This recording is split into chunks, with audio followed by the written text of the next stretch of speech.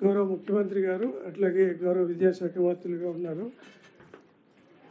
మన ఈ DSC results కోసం ఇచ్చేసిన పెద్దలందరికీ, గౌరవ హోమ్ మినిస్టర్ గారికి, గౌరవ రెవెన్యూ మినిస్టర్ గారికి, గౌరవ ఎన్విరాన్మెంట్ ఫారెస్ట్ మినిస్టర్ గారికి, అట్లాగే గౌరవ హోమ్ మినిస్టర్ గారికి, గౌరవ రెవెన్యూ మినిస్టర్ గారికి, గౌరవ ఎన్విరాన్మెంట్ ఫారెస్ట్ మినిస్టర్ గారికి, అట్లాగే advisor to government governor Keshava Rao గారికి, విద్యా కమిషన్ చైర్మన్ మురళి గారికి, గౌరవ చీఫ్ సెక్రటరీ గారికి, ఎమ్మెల్యే ఖైరతాబాద్ నాగేందర్ గారికి, గవర్నర్లు, సో అందరికీ పత్రికా మిత్రులందరికీ కూడా నమస్కారం. ఈరోజు మనం డిఎస్సి 2024 ఫలితాల ప్రకటన కోసం కూర్చున్నాం. ఇక్కడ జనరల్ ర్యాంక్ లిస్ట్ ఈరోజు మనం రిలీజ్ గౌరవ ముఖ్యమంత్రి గారి చేతులుగా రిలీజ్ చేయడానికి కోసం ఇక్కడ సమావేశమై ఉన్నాం. ఈ నోటిఫికేషన్ 29 ఫిబ్రవరి రోజు 11,062 ఉద్యోగాల కోసం ఇవ్వడం జరిగింది. అయితే తర్వాత జనరల్ ఎలక్షన్స్ కోసం, లోక్సభ ఎలక్షన్స్ కోసం కోడ్ రావటం, తర్వాత మళ్ళీ డిఎస్సి మేము రాయాలంటే ఇంకొంతమంది మేము టెట్ రాయలేదు కాబట్టి టెట్ కూడా మాకు అవకాశం ఇవ్వని టెట్ కోసం కూడా కొంతమంది అభ్యర్థించడం వల్ల గౌరవ ముఖ్యమంత్రి గారు దాన్ని కూడా పర్మిషన్ ఇచ్చిన తర్వాత టెట్ నిర్వహించి మనం డిఎస్సిని 18/7 అంటే 18 జూలై నుండి 5 ఆగస్ట్ వరకు ఈ ఎగ్జామ్స్ కండక్ట్ చేయడం జరిగింది. ఫస్ట్ టైం కంప్యూటర్ బేస్డ్ టెస్ట్గా దీన్ని చేయడం జరిగింది. కాబట్టి అక్కడ నుండి ఈరోజు రిజల్ట్ 30 గౌరవ మంత్రివర్యులు తుమ్మల నాగేశ్వరరావు గారిని ఆహ్వానిస్తున్నాం. అట్లాగే వేం నరేంద్ర గారు గౌరవ అడ్వైజర్ గారు కూడా సమావేశంలో ఉన్నారు. అయితే ఈ 26 సెషన్స్లో 10 ఓల్డ్ డిస్ట్రిక్ట్ హెడ్ క్వార్టర్స్లో మొత్తం 54 సెంటర్లో ఈ ఎగ్జామ్ కండక్ట్ చేయడం జరిగింది. సో మొత్తంగా 55 రోజుల్లోనే ఈ రిజల్ట్ మనం ఇవ్వగలుగుతున్నాం. కాబట్టి ఇప్పుడు గౌరవ ముఖ్యమంత్రి గారి రిజల్ట్ ఈ జిఆర్ఎల్ ఇవ్వగానే తర్వాత వాళ్ళకి ఇంటిమేషన్ ఇచ్చి జిల్లా స్థాయిలో సర్టిఫికేట్ వెరిఫికేషన్ చేసి తర్వాత వాళ్ళకి 1:1 పద్ధతిలో వాళ్ళకి అపాయింట్మెంట్ లెటర్స్ కూడా ఇస్తారు. సో గౌరవ ముఖ్యమంత్రి గారు ఈ విషయం గురించి ప్రకటిస్తారు. అంతకుముందు ఎగ్జామ్స్ జరిగినాయి కనుక చూస్తే 2012లో అప్పుడు కంబైన్డ్ స్టేట్లో ఒక డిఎస్సి జరిగింది. తర్వాత 2017లో మన పబ్లిక్ సర్వీస్ కమిషన్ ద్వారా ఇంకొక డిఎస్సి జరిగింది. దాని తర్వాత ఇప్పుడే ఈ సంవత్సరం మాత్రమే ఈ డిఎస్సి కంప్లీట్ అయింది. Now I request honourable chief minister to release the general rank list of DSC 2024, sir. Thank you.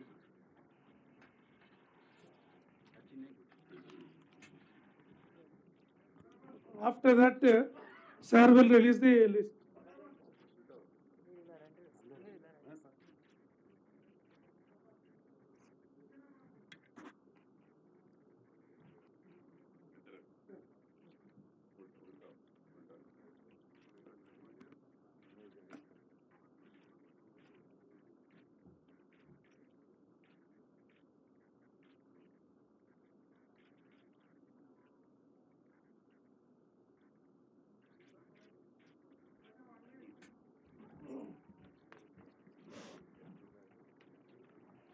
That's right.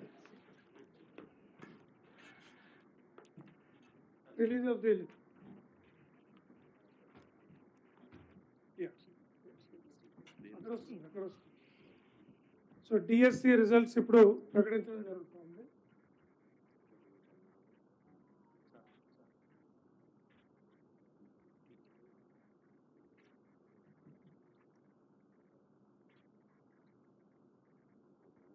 కుర్చీలు కిందకి కొద్దిగా ఉండాలమ్మా,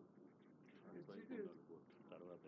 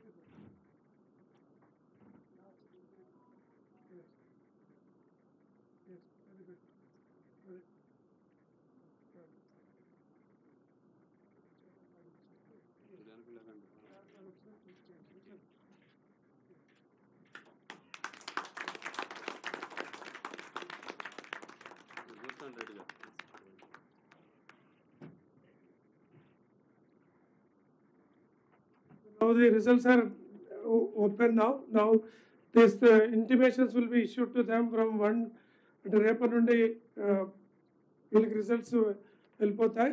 వాళ్ళు జిల్లా స్థాయిలో పోయి సర్టిఫికేట్ వెరిఫికేషన్ 5th లోపల కంప్లీట్ చేసి తర్వాత గౌరవ ముఖ్యమంత్రి గారు ప్రకటించిన రోజు వాళ్ళకి అపాయింట్మెంట్ ఆర్డర్స్ ఇవ్వడం జరుగుతుంది. I request honourable chief minister to give his message on this occasion. Thank you very much.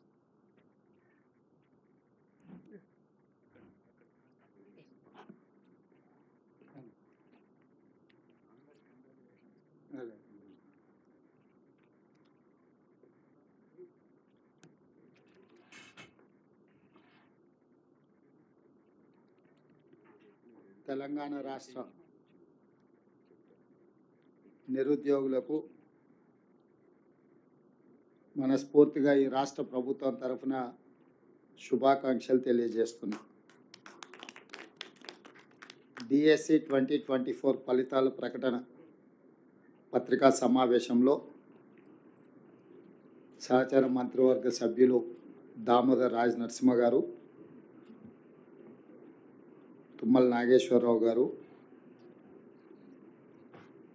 శ్రీమతి కొండా సురేఖ గారు, పొంగులేటి శ్రీనివాసరెడ్డి గారు, పెద్దలు తెలంగాణ రాష్ట్ర ప్రభుత్వ ప్రత్యేక సలహాదారు కె కేశవరావు గారు, దానం నాగేందర్ గారు, వేం నరేందర్ రెడ్డి గారు, అదేవిధంగా చీఫ్ సెక్రటరీ గారు, విద్యాశాఖకు సంబంధించిన అధికారులు, ముఖ్యంగా విద్యాశాఖకు సంబంధించిన అధికారులు చాలా శ్రమ చేసి అతి తక్కువ సమయంలో 11,062 టీచర్ ఉద్యోగ నియామక పత్రాలు అందించడానికి విశేషమైన కృషి చేసినారు. మనస్ఫూర్తిగా వారిని అభినందిస్తున్నాను. అదేవిధంగా మొత్తం ఈ 11,062 ఉద్యోగాలకు గాను 2,79,838 మంది అభ్యర్థులు నమోదు చేసుకుంటే 2,46,584 మంది పరీక్షలు హాజరయ్యి 33 జిల్లాలలో 54 సెంటర్లలో స్కూల్ అసిస్టెంట్లు, సెకండరీ గ్రేడ్ టీచర్లు, లాంగ్వేజ్ పండిట్లు, ఫిజికల్ ఎడ్యుకేషన్ టీచర్లు, ప్రాథమిక మరియు ఉన్నత స్థాయిలో స్పెషల్ ఎడ్యుకేషన్ టీచర్లు, ఈ అన్ని పోస్టులకు పరీక్షలు నిర్వహించడం జరిగింది. 18/7/2024 నుండి 5/8/2024 వరకు 26 ఆప్షన్స్ కింద ఈ పరీక్షలు నిర్వహించి ఈరోజు ఈ ఫలితాలను విడుదల చేయడం జరిగింది. ఈ ఫలితాలు ప్రధానంగా 1:3 ప్రాతిపదికన ఫలితాలను ప్రకటించి వాళ్ళ సర్టిఫికెట్ వెరిఫికేషన్స్, వాళ్ళ యొక్క మిగతా వివరాలను సంబంధిత జిల్లా కలెక్టర్లు, అధికారులు వెరిఫై చేసి ఫైనల్ నియామకాలు దసరా పండుగలోపు, తెలంగాణలో మీకు అందరికీ తెలుసు దసరాకున్న ప్రాధాన్యత. దసరా పండుగ అనేది మనకు సంతోషాన్ని తీసుకువచ్చే పండుగ. ప్రతి కుటుంబము ఎంత పేదవాడైనా దసరా పండుగను చాలా సంతోషంగా జరుపుకోవడం తెలంగాణ సాంప్రదాయం. ఆ దసరా పండుగ లోపలనే 9 అక్టోబర్ 2024 నాడు ఈ సర్టిఫికెట్ల వెరిఫికేషన్లు పూర్తి చేసి ఎల్బీ స్టేడియంలో ఈ 11,062 మంది టీచర్ల నియామక పత్రాలు వాళ్ళకు అందించడం ద్వారా రాబోయే దసరా పండుగ వాళ్ళ కుటుంబాలలో సంతోషాన్ని, పండుగ వాతావరణాన్ని తీసుకురావాలని చెప్పి మా ప్రభుత్వం భావిస్తుంది. ప్రధానంగా 10 సంవత్సరాలలో గత ప్రభుత్వం ఒకే ఒక టీచర్ నోటిఫికేషన్ ఇచ్చి అందులో వాళ్ళు చేపట్టిన నియామకాలు 7,857 టీచర్ల నియామకం. శ్రీ కల్వకుంట్ల చంద్రశేఖరరావు గారు, మాజీ ముఖ్యమంత్రి గారు 10 సంవత్సరాలు ముఖ్యమంత్రిగా బాధ్యతలు చేపట్టి నిర్వహించి వారిచ్చిన DSC notification Telangana Public Service Commission ద్వారా ఒకే ఒక్కసారి, అందులో వారు నియమించింది 7,857 మంది టీచర్లను మాత్రమే. అంటే ఏ కోశాన కూడా విద్యాశాఖను ప్రక్షాళన చేసి పేదలకు, అత్యంత నిరుపేదలకు విద్యను అందుబాటులోకి తీసుకొచ్చి తండాలలో, గూడాలలో, మారుమూల ప్రాంతాలలో, గ్రామీణ ప్రాంతంలో ఉన్న తెలంగాణ పేదలకు విద్యను అందుబాటులోకి తీసుకురావాలన్న ఆలోచన గత ప్రభుత్వానికి లేకపోవడం వల్ల తీవ్రంగా పేదలు నష్టపోయినరు. అందుకే మా ప్రభుత్వం అధికారంలోకి వచ్చిన ఎంబడే ఫిబ్రవరిలో నోటిఫికేషన్ ఇచ్చి, గతంలో తక్కువ నోటిఫికేషన్ ఇస్తే కూడా వాటన్నిటిని పెంచి పెద్ద ఎత్తున ఉద్యోగ నియామకాలను చేపట్టాలి. ముఖ్యంగా విద్యాశాఖలో చేపట్టడం ద్వారా విద్య మీద రాష్ట్ర ప్రభుత్వం పెడుతున్న పెట్టుబడి ఖర్చు కాదు, ఇది ఒక పెట్టుబడి, భవిష్యత్తు నిర్మాణానికి ప్రయోజనకారిగా మారుతుంది. తెలంగాణ రాష్ట్ర పునర్నిర్మాణంలో తెలంగాణ ప్రజల్ని భాగస్వాములు చేయాలన్న ఆలోచనతోటి ఈ నోటిఫికేషన్ ఇచ్చి అతి తక్కువ సమయంలో పరీక్షల నిర్వహణ నుంచి పరీక్షల ఫలితాలు ఇవ్వడానికి 55 రోజులు మాత్రమే తీసుకున్నాము. ఈ 55 రోజుల తర్వాత నియామకాలకు ఇంకొక 10 రోజులు తీసుకుంటున్నాము. మొత్తంగా 10 నెలల లోపలనే మా ప్రభుత్వం వచ్చిన తర్వాత 65 రోజుల్లో 11,062 టీచర్ల నియామకాలను చేపట్టడానికి మా ప్రభుత్వము పూర్తిగా కృషి చేసింది. ఇది తెలంగాణ నిరుపేదల పట్ల మాకున్న చిత్తశుద్ధి. కాబట్టి ఈరోజు ఈ పరీక్షల నిర్వహణ, ఈ పరీక్షల ఫలితాల వల్ల గ్రామీణ ప్రాంతాలలో విద్యకు దూరం అవుతున్న వాళ్ళందరినీ విద్య అందించడం ద్వారా వాళ్ళని ప్రయోజకులుగా మార్చాలన్న ఆలోచనతోటి ఈరోజు ఈ కార్యక్రమాన్ని తీసుకోవడం జరిగింది. నేను మళ్ళీ ఒకసారి చెప్తున్నాను, ప్రజాపాలన ఇందిరమ్మ రాజ్యం వచ్చిన తర్వాత టీచర్ల నియామకాలకు అత్యంత ప్రాధాన్యతనిచ్చి 10 నెలలు తిరిగే లోపలనే 11,062 మంది టీచర్లను నియమించడం ద్వారా తెలంగాణ పేద ప్రజలకు విద్యను అందుబాటులోకి తీసుకురావాలన్న మా ఆలోచన, మా కృషి, మా అధికారులు చేసిన నిరంతర శ్రమ ఈ సందర్భంగా మనం గుర్తించి అభినందించాలి. అదేవిధంగా మీకు అందరికీ తెలుసు, తెలంగాణ రాష్ట్ర ప్రభుత్వం ఏర్పడిన మొదటి 90 రోజుల్లోనే 30,000 ప్రభుత్వ ఉద్యోగ నియామకాలు, ఎక్కడైతే కాంగ్రెస్ పార్టీ అధికార ప్రమాణ స్వీకారం చేసిన ఎల్బీ స్టేడియంలోనే వివిధ శాఖలలో 30,000 ఉద్యోగ నియామకాల పత్రాలు అందించడం ద్వారా నిరుద్యోగ సమస్య తీవ్రమైన సమస్య.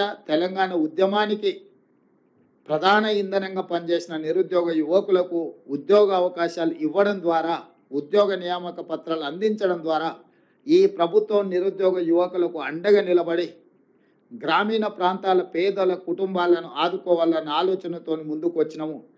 ఇదే కాకుండా డిఎస్సి నోటిఫికేషను, టెట్ లేకపోవడం వల్ల కొంతమందికి అవకాశాలు రావట్లేదంటే టెట్ పరీక్షలు నిర్వహించిన తర్వాతనే డిఎస్సి నోటిఫికేషన్ ఇచ్చి వాళ్ళకు కూడా అవకాశాలు కల్పించడం జరిగింది.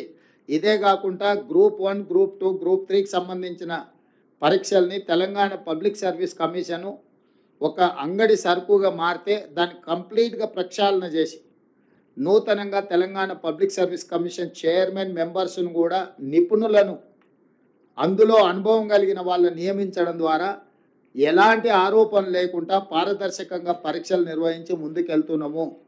తొందరలోనే గ్రూప్ 1 ఫలితాలను కూడా ప్రకటించి వందలాది మంది తెలంగాణ పట్టభద్రులను గ్రూప్ 1 అధికారులుగా నియమించడం ద్వారా తెలంగాణ పునర్నిర్మాణంలో వాళ్ళను కూడా భాగస్వాములు చేయాలనుకుంటున్నాము.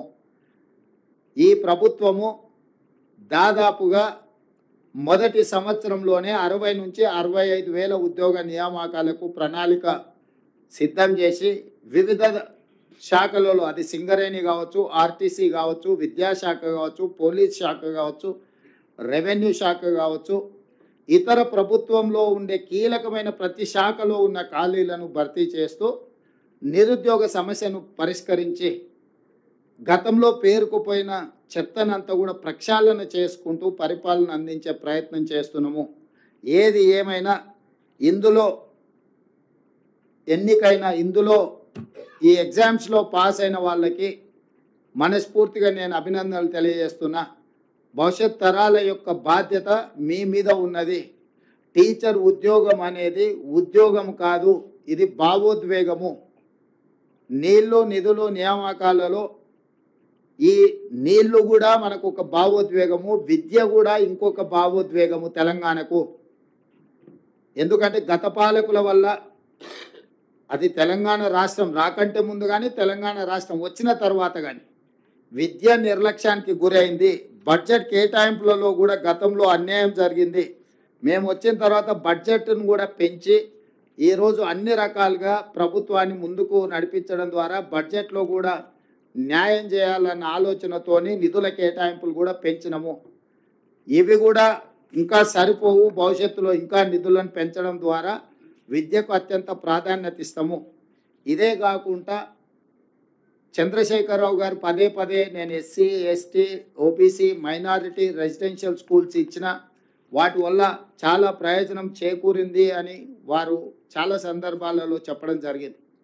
అవన్నీ మంజూరు చేసిండు, కానీ వేటికి కూడా కనీసమైన మౌలిక సదుపాయాలు ఏర్పాటు చేయలేదు.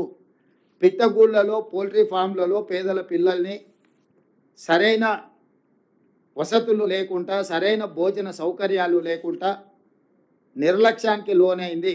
అందుకే ఈరోజు మా ప్రభుత్వము integrated residential schools, young India integrated residential schools ప్రతి కాన్స్టిట్యున్సీకి 20 నుంచి 25 ఎకరాలలో ఎస్సీ, ఎస్టీ, ఓబీసీ అండ్ మైనారిటీకి సంబంధించిన రెసిడెన్షియల్ స్కూల్స్కి అన్నిటికీ కూడా ఒక క్యాంపస్ క్రియేట్ చేసి ఒక యూనివర్సిటీ స్థాయిలో అక్కడ వసతులు, మౌలిక వసతులు కల్పించి అక్కడ ప్లే గ్రౌండ్స్ కానీ, ల్యాబ్స్ కానీ, వాళ్ళకు మంచి అడ్వాన్స్డ్ టెక్నాలజీతో కిచెన్ సెంటర్లు కలిపి ఒక హైజెనిక్ ఫుడ్ వాళ్ళకు ఇవ్వాలి అని ఈరోజు మా ప్రభుత్వం నిర్ణయం తీసుకొని పైలట్ ప్రాజెక్ట్ కింద కొడంగల్ అండ్ మధిరాలో ఆల్రెడీ పనులు ప్రారంభించడానికి అన్ని ఏర్పాట్లు చేసినాం.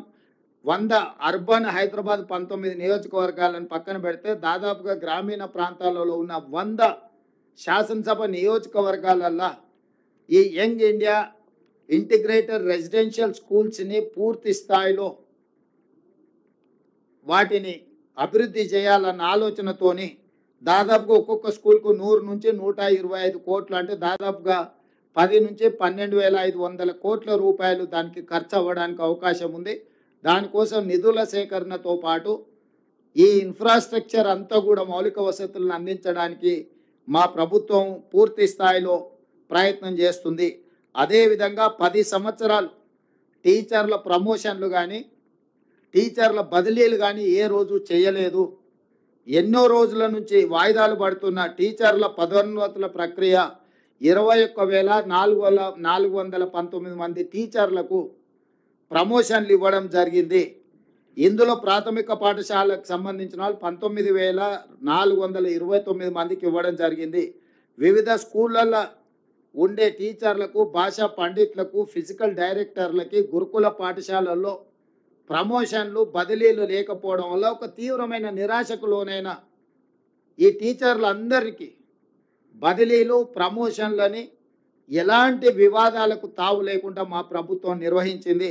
దాదాపుగా 34,706 మంది టీచర్లను ఎలాంటి ఆరోపణలు ఎదుర్కోకుండా మా అధికారులు చాలా మంచి ప్రణాళికాబద్ధంగా వాళ్ళు వీటన్నిటిని కూడా నిర్వహించారు.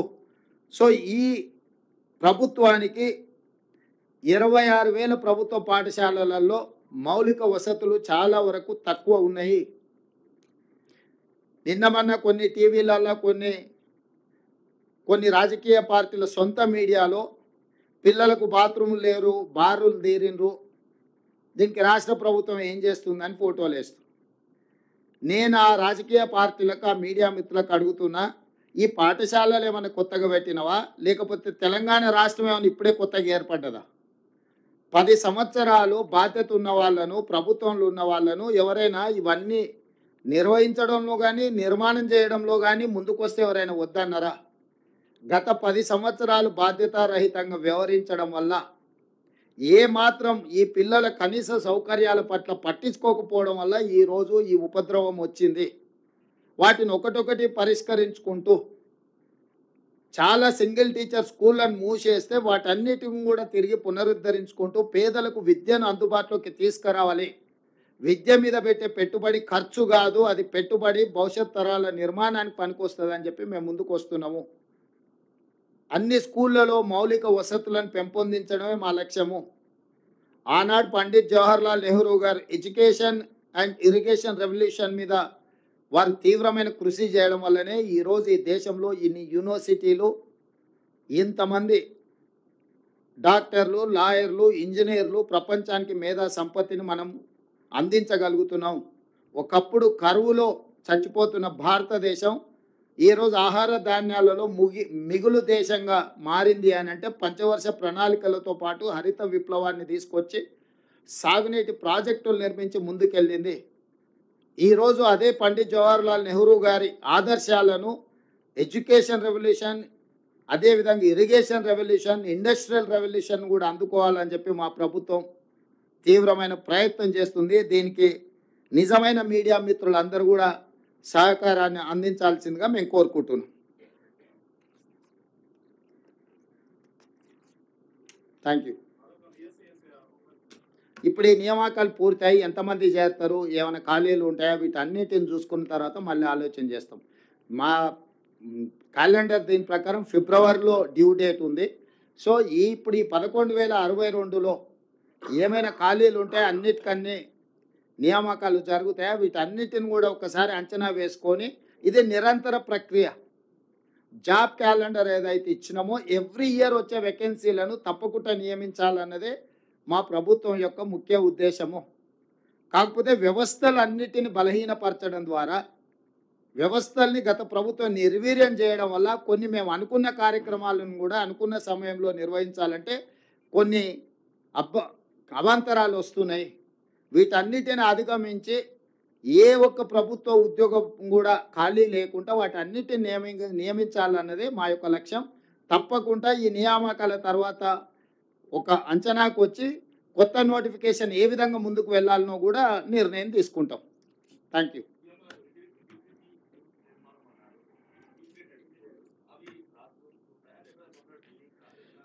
క్లాస్ రూమ్స్ ఉంటాయి, హాస్టల్ ఉంటుంది, టీచింగ్ స్టాఫ్ కూడా అక్కడనే వసతులు ఉంటాయి. టోటల్గా ఇంటిగ్రేటెడ్ అంటే దాంట్లో ప్రతిదీ ఉంటుంది.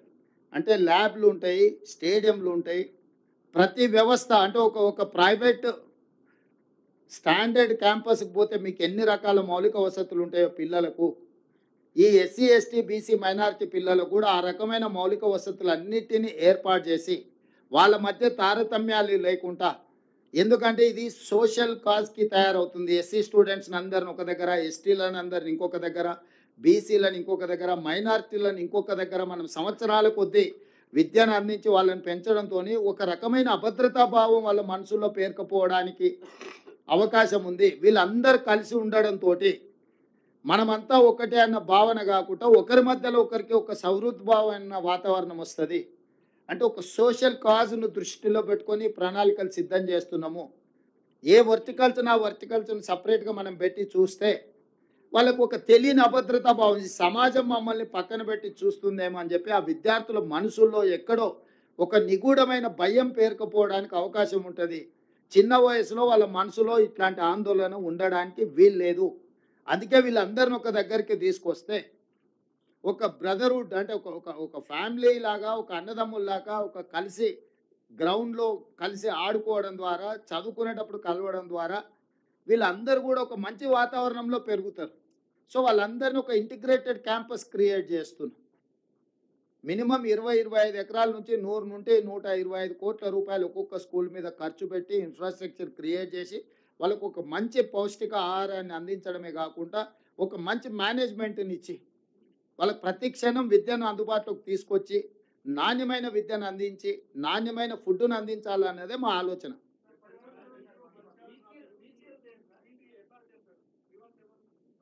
ఆల్రెడీ క్యాబినెట్ సబ్ కమిటీ ఇచ్చినాం, చాలా వరకు పరిష్కారమైన, మిగతా వాటి విషయంలో కూడా ప్రభుత్వం సానుకూలంగా పరిష్కరిస్తుంది. ఎందుకంటే వాళ్ళందరూ మనవాళ్ళు, వాళ్ళ సమస్యల్ని పరిష్కరించాల్సిన బాధ్యతనే మా ప్రభుత్వాన్ని. అందుకే క్యాబినెట్ సబ్ కమిటీ చేసినాం. చాలామందిని ఇండివిజువల్గా 1-on-1 అందరిని కలిసిన మా అధికారులకు కూడా ఈచ్ అండ్ ఎవ్రీ ఫ్యామిలీని పర్సనల్గా మాట్లాడి వాళ్ళ ఆప్షన్స్ తీసుకోండి, వాళ్ళకు ఉన్న అభ్యంతరాలు తీసుకోండి, వాళ్ళకి ఏ విధంగా ప్రభుత్వం సహాయం అందించగలదో కూడా వాళ్ళని ఒకరొకరిని కలవండి అని చెప్పి మా ఆఫీసర్కి చెప్పినాం, మా క్యాబినెట్ సబ్ కమిటీకి చెప్పినాం.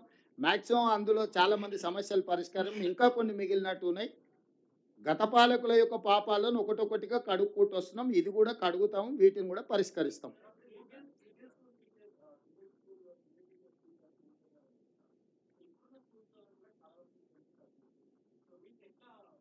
లేదు, స్ట్రెంత్ తక్కువ స్కూళ్ళు మూయం.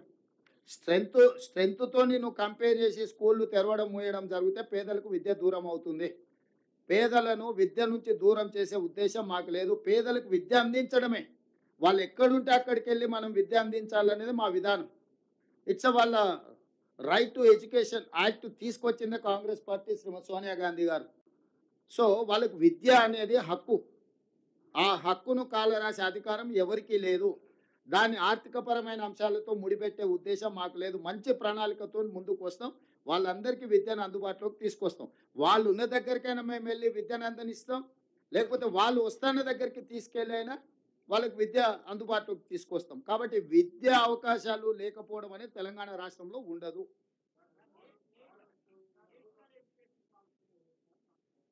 ఇప్పుడైతే ఈ మన స్టేట్ ఎడ్యుకేషన్ పాలసీ మీద ప్రాపర్గా ముందుకెళ్దాం.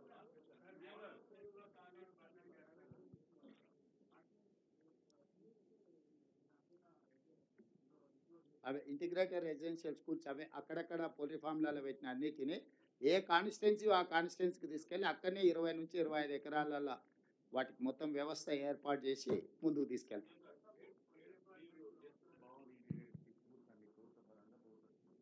కానీ ప్రైవేటు విద్యా సంస్థలు, కార్పొరేట్ సంస్థలు వేలాదిగా దోచుకుంటున్నాయి. చాలా విచ్చలవిడిగా ఫీజులు. ఏ ప్రభుత్వం వచ్చినా ఫీజుల నియంత్రణకు ఏ కృషి చేయడం లేదు. దీనిపై మీ కామెంట్ ఏంటి? మీడియా బాధ్యతాయుతంగా వివరించాలి. ఎక్కడెక్కడ ఇట్లాంటి తప్పిదాలు జరుగుతున్నాయో ప్రజలకు వివరించాలి. అవేర్నెస్ ప్రోగ్రాములు తీసుకురావాలి. ఆ తీసుకొచ్చిన వాటి మీద డెఫినెట్గా ప్రభుత్వం చర్యలు తీసుకుంటుంది. మీడియా కూడా ఒక సోషల్ రెస్పాన్సిబిలిటీని తీసుకోవాలి. ఏవైతే ఇన్స్టిట్యూషన్స్ ఇట్లా దోపిడీ చేస్తున్నాయని అంటుండ్రో ఆ టీవీలలో అన్నీ అవే ప్రకటనలు ఉంటున్నాయి. తెరవంగానే 1వ ర్యాంకు, 2వ ర్యాంకు, 3వ ర్యాంకు, 4వ ర్యాంకు ఊదర కొట్టి మీరు పేదోళ్ళు అందరినీ కూడా ఉన్న ఆస్తి అంతా అమ్మి తీసుకుపోయి వాళ్ళకి ఫీజులు కట్టేటట్టు చేస్తారు. కాబట్టి మీడియా కూడా ఒక సోషల్ రెస్పాన్సిబిలిటీ కింద దీంట్లో కొంచెం నియంత్రణ పాటించి ఎక్కడెక్కడ ఈ ఫీజు నియంత్రణకి ఒక కమిటీ వేసేది ఉన్నది దాని మీద కూడా డెఫినెట్గా చర్యలు తీసుకుంటాం. ధన్యవాదాలు.